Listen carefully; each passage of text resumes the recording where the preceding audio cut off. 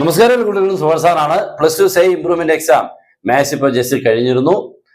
കുട്ടികളുടെ അഭിപ്രായവും ക്വസ്റ്റ്യനെ കുറിച്ചുള്ള ഒന്ന് രണ്ട് കാര്യങ്ങൾ ഒന്ന് പറയാം എന്ന് വെച്ചുകൊണ്ടാണ് വന്നത്. ഈ ക്വസ്റ്റ്യൻസിനെ കുറിച്ച് നമ്മൾ കുട്ടികളോട് ചോദിച്ചാൽ, മീൻസ് എക്സാം എഴുതിയ കുട്ടികളോട് ചോദിച്ചു കഴിഞ്ഞാൽ പറയും ഇച്ചിരി ടഫായിരുന്നു, ജയിക്കാൻ ചാൻസ് കുറവാണ് എന്നൊക്കെയായിരിക്കും പൊതുവേ ഉള്ള ഒരു അഭിപ്രായം. മീൻസ് ഒരു 10ൽ 7 കുട്ടികളും പറയുന്നത് അങ്ങനെയായിരിക്കും. ക്വസ്റ്റ്യൻ ഒരു ഈസി എന്ന് ഒരിക്കലും കുട്ടികൾ പറയാൻ സാധ്യത കുറവാണ്. പക്ഷെ ഇതൊരു കഴിഞ്ഞ വർഷം നല്ലതായിട്ട് മാർക്ക് വാങ്ങിച്ചൊരു കുട്ടിയോ ഇല്ലെങ്കിൽ ഇപ്പൊ നമ്മളിപ്പോ ടീച്ചേഴ്സ് ഒക്കെ ഉണ്ടല്ലോ ചോദിച്ചു കഴിഞ്ഞാൽ ഈ ക്വസ്റ്റ്യൻസുകളെല്ലാം ഈസി ആണെന്നും പറയും. പിന്നെ പ്രശ്നം എന്താണെന്ന് വെച്ച് കഴിഞ്ഞാൽ സേയ്ക്ക് പഠിക്കുന്നത് നമ്മൾ ഒത്തിരി കുറച്ചാണ് പഠിക്കുന്നത്. എന്നുള്ള ഒത്തിരി എന്ന് പറഞ്ഞു കഴിഞ്ഞാൽ നമ്മൾ കുറച്ചേ പഠിക്കാനുള്ള സമയമുള്ളൂ. ഇനി ഒത്തിരി പഠിച്ചാൽ ഒന്നും തലയിൽ നിൽക്കത്തുമില്ല, അതിനുള്ള സമയമൊന്നുമില്ല. അപ്പോൾ ഒരുവിധം പഠിച്ചുകൊണ്ടാണ് എക്സാമിന് പോകുന്നത്.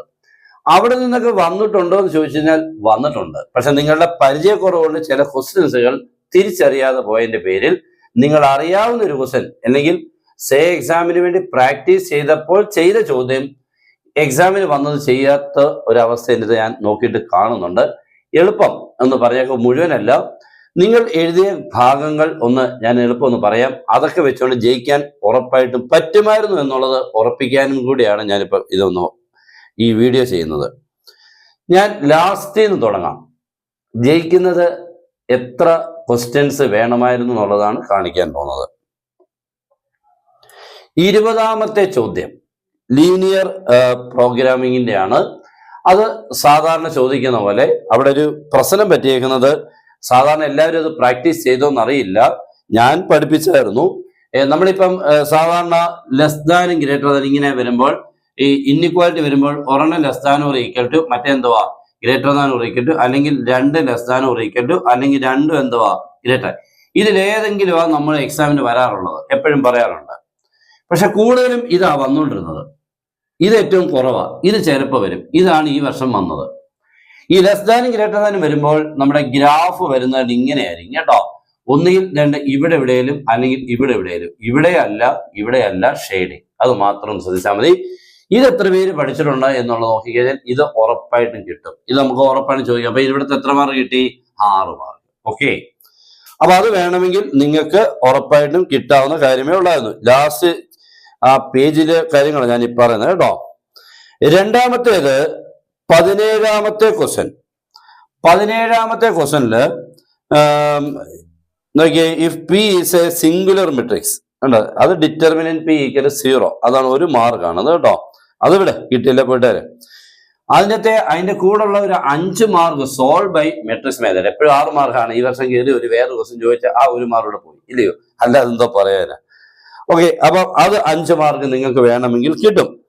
പിന്നെ ഈ ഡെറിവേറ്റീവില് ആദ്യത്തെ 2 പാർട്ടും ചിലപ്പോൾ ചെയ്ത് കാണില്ലായിരിക്കും. പക്ഷെ 3ാമത്തെ പാർട്ട് വേണമെങ്കിൽ നമുക്ക് ചെയ്യാം. 2 മാർക്ക് എന്തോ log x raise to log x. ഈ ക്വസ്റ്റ്യൻ സാധാരണ നമ്മൾ ഡിഫറൻസിയേഷൻ പഠിപ്പിക്കുമ്പോൾ എല്ലാവരും പഠിപ്പിക്കുമ്പോൾ ഒരു സേ കുട്ടിയുടെ കാര്യം പറയാം കേട്ടോ, സേ ഇംപ്രൂവ്മെന്റ്. അല്ലാതെ മറ്റുള്ളതൊക്കെ അല്ലാത്തവരെ റെഗുലറുകാരെല്ലാം പഠിക്കുന്നതാ. പക്ഷെ സേക്ക് വേണ്ടി പഠിക്കുമ്പോൾ ലോഗരിതമിക് ഡിഫറൻസിയേഷൻ ആണ്. y ഈക്വൽ ഇങ്ങനെ എടുത്ത് ഇതിന് വേണമെങ്കിൽ 2 അല്ലെങ്കിൽ 1 മാർക്ക് കിട്ടും. ഓക്കെ, ഞാൻ 1 മാർക്ക് കൂട്ടുന്നുള്ളൂ. അപ്പോൾ ആ പേജിൽ തീർന്നില്ല. വളരെ ഫേമസ് ആയിട്ടുള്ളൊരു ക്വസ്റ്റ്യൻ നമ്മൾ എപ്പോഴും പറയുന്നത് 16ാമത്തെ ക്വസ്റ്റ്യൻ. 16ാമത്തെ ക്വസ്റ്റ്യൻ 4 മാർക്ക് കിട്ടും. Base 0 correct direct question. Text ബുക്കിലെ ആദ്യത്തെ ടൈപ്പ് ക്വസ്റ്റ്യൻ തന്നെ വന്നിട്ടുണ്ട്. ഇപ്പൊ എത്രയായി മോനെ? ഈ 4 ക്വസ്റ്റ്യൻ ഒന്ന് അറ്റൻഡ് ചെയ്താൽ എത്രയായി?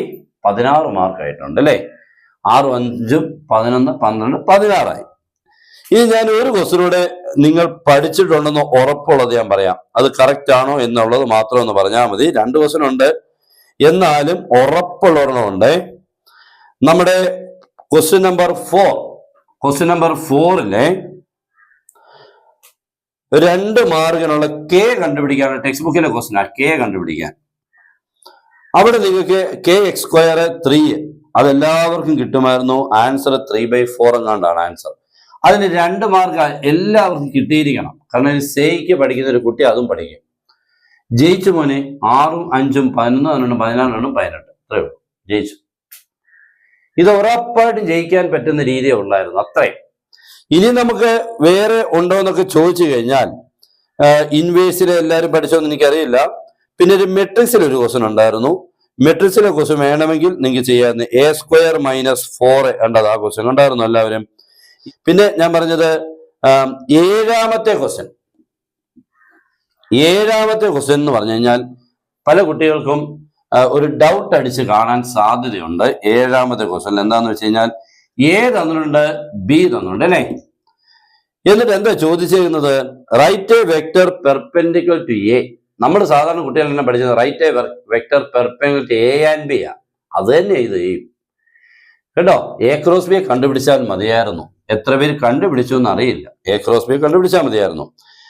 ആ A×B കൂടെ കിട്ടുന്നതിന്റെ ഡയറക്ഷൻ റേഷ്യോസ് ഞാൻ കഴിഞ്ഞ ആ തൊട്ട് മുമ്പുള്ള ഡേയിൽ ഇട്ടിരുന്നതാണ്. ഡയറക്ഷൻ റേഷ്യോസിനെ കണ്ടുപിടിക്കാൻ, അതാണ് അവിടെ ചോദിച്ചിരിക്കുന്നത്. പിന്നെ അവിടെ മറ്റൊരെണ്ണം ചോദിച്ചിരിക്കുന്നത് കൊളീനിയർ എന്ന് പറഞ്ഞാൽ ഒരെണ്ണം മറ്റേ ഡബിളായിട്ടാണ് കിടക്കുന്നത്, അതാണ് അവിടെ. അത് വേണേൽ നമുക്ക് ചെയ്യാൻ കുറച്ചൊക്കെ പറ്റുന്നതാണ്. പിന്നെ വെക്ടറിന്റെ ക്വസ്റ്റ്യൻ വന്നിട്ടുണ്ട്, അത് നിങ്ങൾക്ക് ചെയ്യാൻ പറ്റുമായിരുന്നു. 14ാമത്തെ ക്വസ്റ്റ്യന്റെ രണ്ടാമത്തെ പാർട്ട്, അതിന് എത്ര മാർക്ക്? 3 മാർക്ക് കണ്ടാണേ. അവിടെ ചോദിച്ചേക്കുന്നത് question find the angle between the lines. 2 ലൈൻസിന്റെ ആംഗിൾ. അത് ഉറപ്പായിട്ട് ചെയ്യാം. 3 മാർക്കുണ്ട്. ജയിച്ചില്ലേ? നോക്കിക്കേ, 20-ന് മേളിലായിട്ടുണ്ട് മാർക്ക്. മറ്റുള്ളവർ നമ്മൾ ഇന്റഗ്രേഷൻ മറ്റുള്ളതൊന്നും തുടണ്ട. ഇത്രയും പോരായി ജയിക്കാൻ. സിക്ക് വേണ്ടി നമ്മൾ ഇങ്ങനെ പ്രാക്ടീസ്, അല്ലാതെ ഫുൾ പഠിച്ചിട്ടൊന്നും പോകാൻ പറ്റത്തില്ല. ജയിക്കുക 20 മാർക്ക് ഏറ്റവും കുറഞ്ഞത്. ബാക്കിയൊക്കെ ഇനി എഴുതുമ്പോൾ 20, 25, 30 പോകാം. ഇത്രയും ഇനിയുണ്ട്. നമ്മുടെ പ്രോബബിലിറ്റിയിലെ P(A) or B, P(A) union B, P(A) അത് ചോദിച്ചിട്ടുണ്ട് ഇൻഡിപെൻഡന്റ് ക്വസ്റ്റ്യൻ. അപ്പൊ അങ്ങനെയൊക്കെ വരുമ്പോൾ നമുക്ക് ഏകദേശം സുഖമായിട്ട് ജയിക്കാൻ പറ്റുന്നുണ്ട്. പക്ഷെ കുട്ടികളുടെ ഭാഗത്ത് നിന്ന് ഒറ്റയ്ക്ക് എഴുതാൻ ശ്രമിക്കുമ്പോൾ ഇത്തിരി പാടായിട്ട് ഫീൽ ചെയ്ത് കാണും എന്നുള്ളതാണ് എനിക്ക് തോന്നിയത്. ഓക്കെ, അപ്പൊ എന്തായാലും നിങ്ങൾ എഴുതിയതിന് ഉറപ്പായിട്ട് മാർക്ക് കിട്ടും.